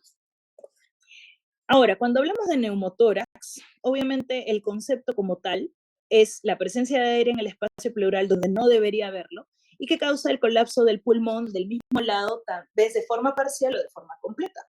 Ahora, puede ser espontáneo, pero en este caso estamos hablando de traumatismo, secundario de un traumatismo, pero bueno, hay múltiples causas de neumotórax, ¿no? Ahora, el diagnóstico es clínico, ¿ok? Que yo luego tenga el acceso a la radiografía, la tomografía, etcétera, es una ayuda muy importante, pero el diagnóstico es clínico. El tratamiento es observar si es que es algo que no te está inestabilizando la ventilación ni la oxigenación del paciente versus deberías colocar un tubo de drenaje si es que realmente lo necesita. Ahora, situación especial es la del neumotórax atención. Cuando yo hablo del neumotórax atención, estoy hablando de una situación que va a generar parada cardíaca en el paciente. O sea, a eso deriva. Y entonces, ¿por qué? Porque hay un aumento progresivo de la presión intrapleural, que normalmente debe ser negativa, como ustedes recordarán, y obviamente al variar esta presión intrapleural, varía también la función o funcionabilidad del ciclo respiratorio. Hay colapso del pulmón, este colapso del pulmón y obviamente el aire retenido en el espacio pleural va a generar una variación de presiones a nivel mediastinal, desplaza el mediastino y disminuye de esta manera el retorno venoso al corazón, o sea, a las cámaras derechas. Este retorno venoso ineficiente hacia las cámaras izquierdas genera finalmente hipotensión sistémica por bajo gasto, o sea, por disminución de poscarga y finalmente va a derivar en parada cardíaca. ¿Ok? Entonces, esta hipotensión permisiva, perdón, esta neumotórax atención, lo que va a generar finalmente es la muerte del paciente y obviamente es una emergencia. Debo manejarla como tal. Este nada más es un esquema para que me entiendan bien lo que está ocurriendo en un neumotórax atención. Es lo que les he explicado. Miren cómo el mediastino comprime las cámaras derechas y finalmente deriva en parada cardíaca. Ahora, ¿cuál es el manejo? ¿No? Realmente cuando un neumotórax está a tensión, la descompresión debe ser inmediata con una aguja un catéter número 14 o número 16 en el segundo espacio intercostal con la línea medio clavicular. Es ahí donde colocas el catéter, ¿no? Obviamente haces esta punción y liberas, te vas a dar cuenta cómo liberas el espacio, el aire, perdón, del espacio pleural, y esto va, por mecanismo fisiopatológico, va a generar que el mediastino deje de comprimir las cámaras derechas y evite la parada cardíaca, ¿ok? ¿Cómo te das cuenta que estás en lo correcto? Porque obviamente al colocar el catéter, ¿no? Liberas el aire y sale y lo escuchas, ¿sí? Ahora, obviamente hay otras medidas. Esa es una medida de emergencia, que incluso las vemos en las películas, ¿no?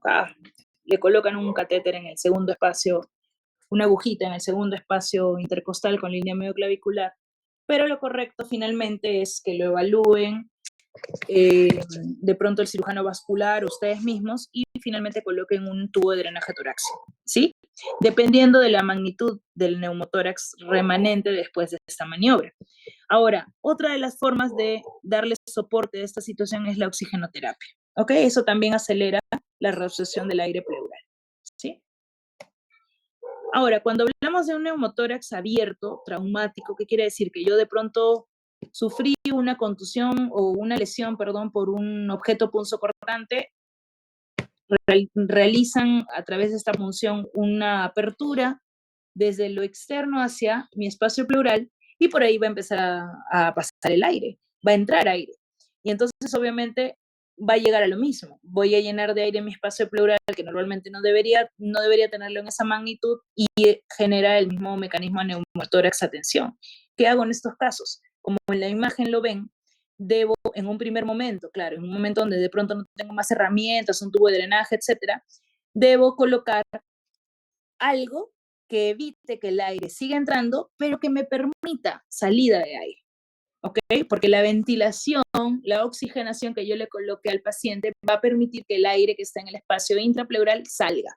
Por eso solamente sello 3 partes del parche. No sello el cuarto porque por el cuarto va a salir el aire, va a expulsar. ¿Ok? Dejo un lado abierto.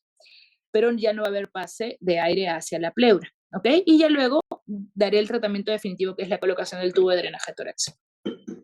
En el caso del hemotórax, ¿ok? Que es el acúmulo de sangre en el espacio pleural, nuevamente, lo mismo, pero en este caso es sangre, por alguna lesión vascular, tenemos que, como causas principales, puede haber la laceración del pulmón, laceración de vasos intercostales o de la arteria mamaria interna, ¿no? Como causas más frecuentes.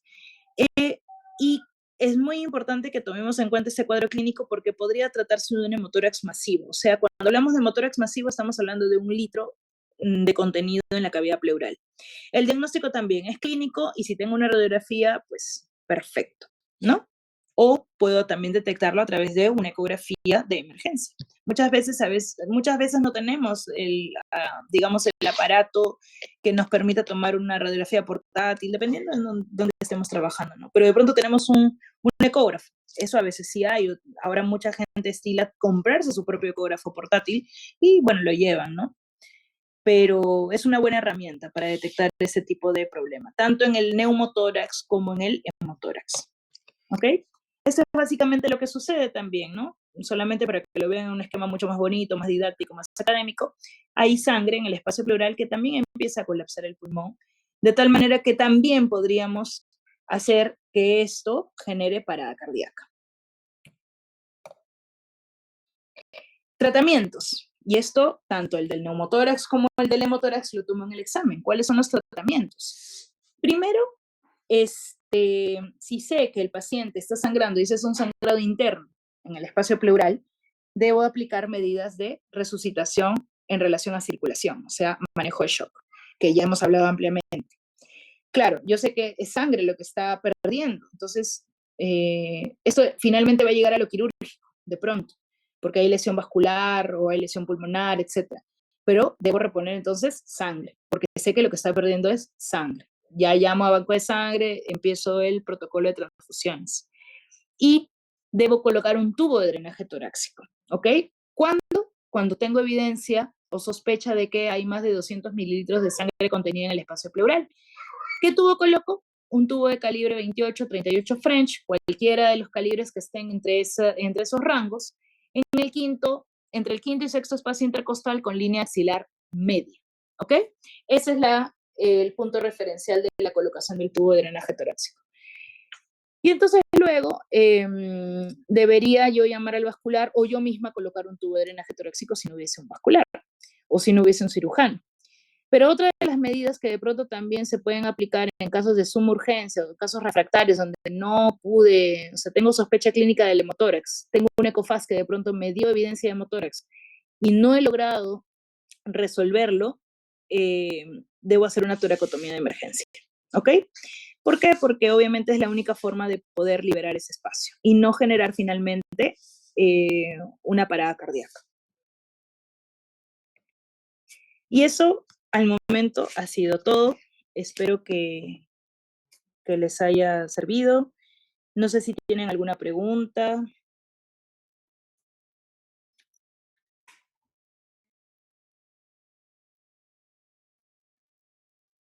¿Alguna pregunta? Yo sé que es bastante información, pero espero que hayan estado atentos a lo que les he mencionado. Ah, ya me di cuenta, espérate un ratito. Importante. Supongo que es esto. Ahora sí. ¿Alguna pregunta? Doctora, buenas noches. Hola, ¿qué tal? Yo tenía una consulta. Cuando nosotros llegamos a tomar las funciones vitales del paciente, Ujú. eh, ¿qué nos va a preocupar más? ¿Encontrarlo taquipneico o bradipneico? Dependiendo del contexto, ¿no? Primero, que normalmente la taquipnia o la bradipnia está relacionado con el tipo de lesión. Si yo tengo un paciente que se ha accidentado, ¿ok? Un accidente que puede haber afectado no solamente aparato respiratorio, debo entender primero si esta respuesta del aparato respiratorio se debe a una causa externa a la pulmonar. Eso es primero, o sea, shock, circulación inefectiva, ¿ok?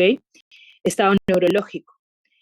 Pero si propiamente yo veo que nada más el aparato respiratorio está afectado, el aparato respiratorio cuando se afecta a nivel ventilatorio, oxigenatorio, también tiene fases de respuesta. Inicialmente, la respuesta va a ser taquipnia, pero recuerda que este puede ser incluso un mecanismo de compensación inicial. Y todo paciente que te hace mayor respiración gasta más ATPs, gasta más circulación efectiva, o sea, hay mayor gasto cardíaco. Pero eventualmente este siendo un mecanismo de compensación ante una injuria que tú estás buscando, de acuerdo al accidente, el paciente también se va a agotar y entonces luego te empieza a hacer bradipnia, ¿ok? Pero entonces tú tienes que observar el todo, porque lo que más me preocuparía, dependiendo del contexto, es que tenga taquipnia inicialmente, porque te estoy atendiendo de forma inicial y estoy observando el global, ¿no? Porque sé que a la larga esto puede ser solo un mecanismo de compensación y que luego más bien se va a agotar. Ahí debería yo manejarlo, no debería manejarlo en la bradimnia, que es más tardía. Ahora, también ese es otro contexto. Si yo, por ejemplo, tengo un paciente que viene con compromiso neurológico tan importante que está haciendo bradimia porque es una respiración afectada por el sistema nervioso, debo ponerlo en ese contexto. Y más bien, en vez de corregir o preocuparme tanto por la bradimia, debo preocuparme por el problema neurológico. No sé si me dejo entender. Que no es una respuesta única la que te puedo dar, sino que depende mucho del contexto del paciente, ¿no? Pero ya sabes a qué me refiero cuando un paciente hace taquipnia, cuando hace bradipnia. O sea, ambas cosas son para preocuparse, pero depende mucho del contexto, porque finalmente lo que yo voy a manejar es lo que me lo está ocasionando, ¿ok? Y obviamente si yo veo que un paciente pasa de la taquipnia a la bradipnia, en el periodo que lo estoy evaluando, debería preocuparme aún más. Ese cambio creo que me debería preocupar aún más. ¿Y por qué? Perdón, ¿por qué?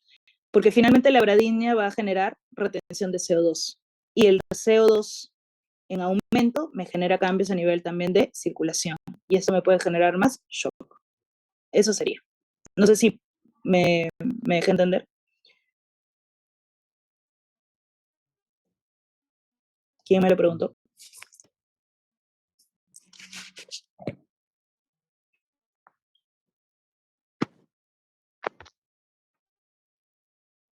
Allá, Rodrigo, ¿no? ¿Alguna otra pregunta?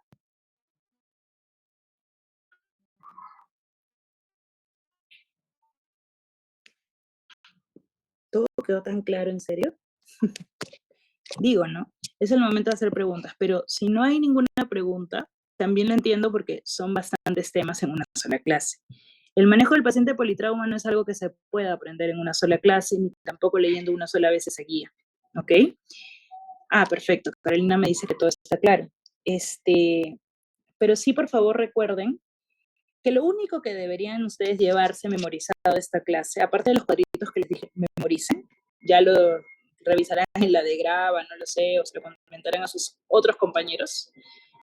Lo más importante es que tienen que estar haciendo un buen examen físico constantemente.